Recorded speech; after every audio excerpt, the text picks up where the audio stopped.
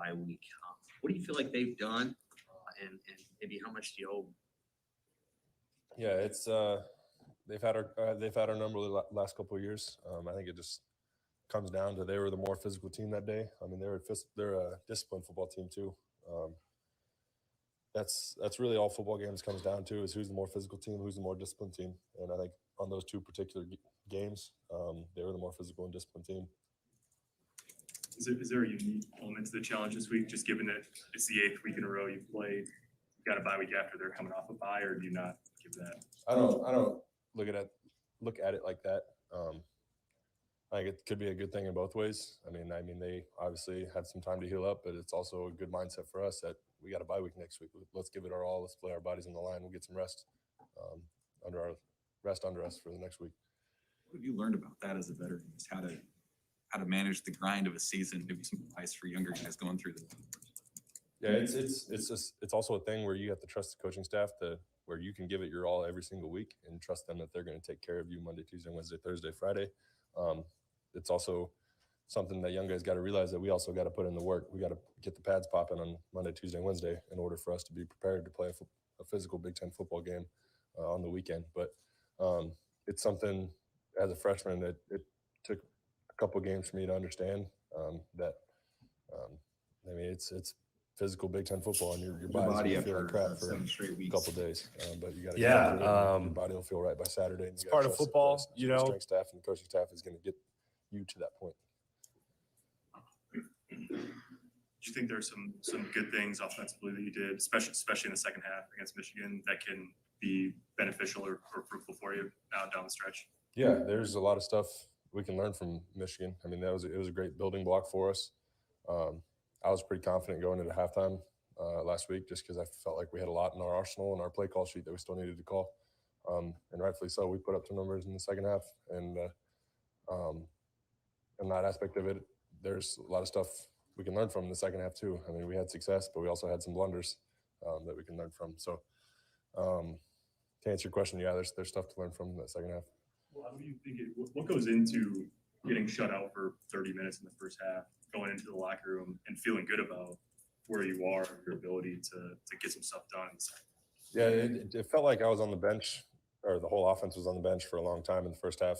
I just kind of the way the vibe felt.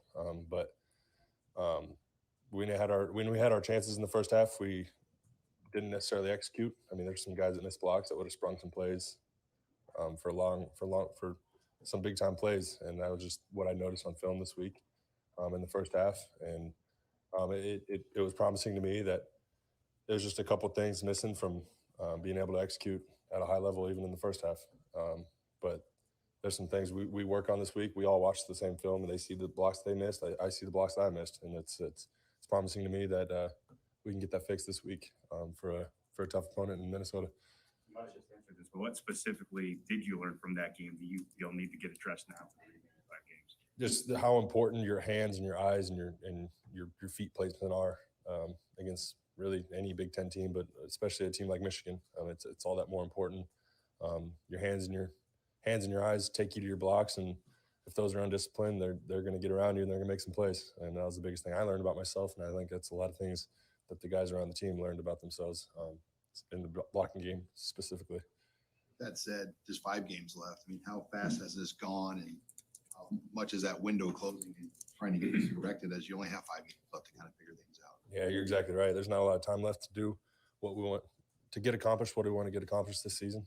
But all we can do now is take it one game at a time and click the reset button. Nothing that's happened in the past should affect us now. I mean, we're 0-0 right now, and Minnesota's the biggest game on our schedule right now, and that's this week, and that's the task at hand. And I like what I saw at practice today, and I think we're going to like our odds up in Minnesota this weekend. You guys have hit that reset button so well, but how tough is it really? I know you guys talk about it, but I mean, for you, like Sunday morning after a game like that, where it's that close, what's the challenge to getting to Monday where you're like, okay, I'm ready to move on? Yeah, those Sunday mornings are really frustrating, but it's also making us more hungry to get it accomplished. It's making us more. There's more will now that like we know we're a really good football team. We just have to go and get it accomplished. Now we have to finish what we start. I mean, we're a 3-4 football team right now, and I mean, people have been reading. People call us the best 3-4 football team. Why can't we be the best, 5-1 football team or 6-1? I don't even know the math at this moment, but nothing that happened in the past is we can't change anything that's happened. So all we got now is try to be 1-0 after this week. You mentioned a couple weeks ago, it's strange when you looked over and Bryce wasn't there.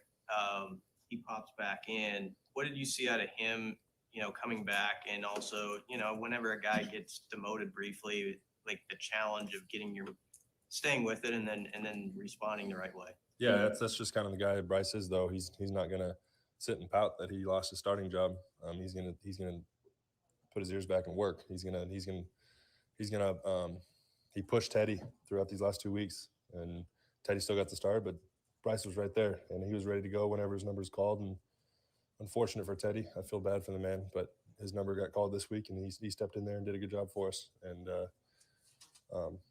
it's just kind of picking up. He learned a lot of things these last 2 weeks, and he's gonna step back in there in that starting role. There's nothing he's not used to. You've been waiting for one like that, like Saturday, where you just pop, wide open like that. Yeah, it's that was a really good feeling. It wasn't so much of a good feeling when I watched it on film and we were in illegal formation, technically. I probably would have strangled somebody on the outside there if they got that called back, but it was really nice to get kind of the ice broken for this season. I mean, hopefully the floodgates are open now for more to come. Minnesota's taken the last 2 games. Just what is it about that program from what you've seen, and just does last year's game get brought up at all with you guys? I mean, there's a lot of stuff to watch. I mean, they're still the same disciplined, physical team year in and year out, and there's a lot of things to take from that game. There's a lot of the same matchups. I mean, they got some guys back on defense that are the same guys that we're going to play again this year. But like I said, they're physical and disciplined, but I mean, who's going to be the more physical team come Saturday is what we got to figure out this week in practice on Monday, Tuesday, Wednesday. Been teammates with Ramir Johnson for quite a while. What have you seen out of him just these last couple of weeks? And when does things start clicking for him? Yeah, the biggest thing I've seen about Ramir so far is his willingness to take coaching. I mean, he's come a long ways in terms of a football player and in terms of a man and in terms of a leader on this team. He's taken strides. It's been evident in the games. He's been running really hard. I look forward to seeing what he can do this weekend versus Minnesota. That's all I can say. What's that say about a guy who maybe wasn't atop the depth chart before the season, but he stuck with it, put in the work to get there? Yeah, you could say that about a lot of guys on this team. Just because you're 2 and 3, 4 even on the depth chart doesn't mean your number's not going to get called. I mean, keep working hard, and when your number gets called, make the most of the opportunity. And I think that's exactly what Ramir did. He's come in guns blazing. I mean, he's smart too. He's really taking the time to stick his nose in the playbook, and I think that's become evident. Anything else, Ross?